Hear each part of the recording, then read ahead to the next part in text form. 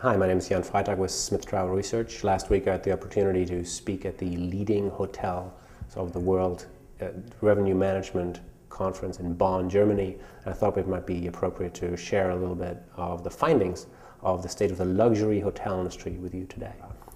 Let me start out by giving you the high-level supply, demand, and ADR context.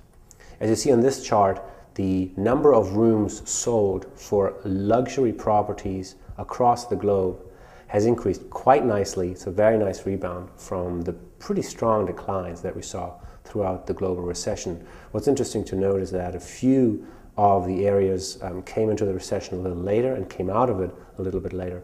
But now we're seeing luxury room demand bounce back virtually across the globe, which is kind of interesting because after the Lehman Brothers meltdown, and after what was coined here the AIG effect, it seemed a little bit that kind of luxury was dead, so to speak.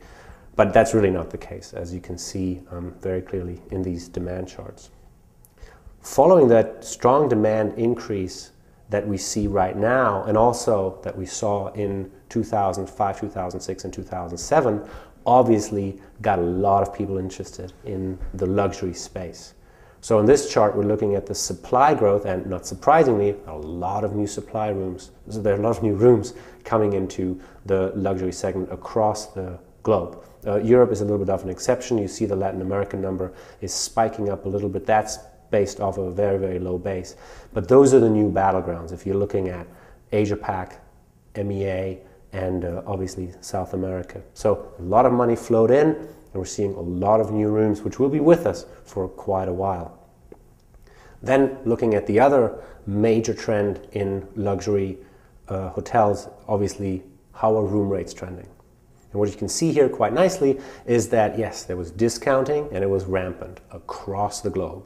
Everybody in every luxury hotelier felt like with the global recession that they had to cut their room rates.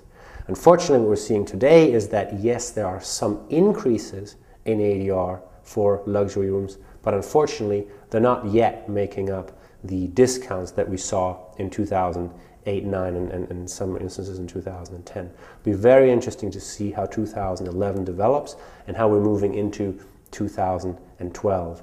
It seems to us from where we sit that the luxury hotel industry is driving the recovery of the global hotel industry, that as their room rates increase, everybody else is looking towards the great leader, which is the luxury industry, and therefore saying, hey, if they can do it, we can do it. And that is good for everybody.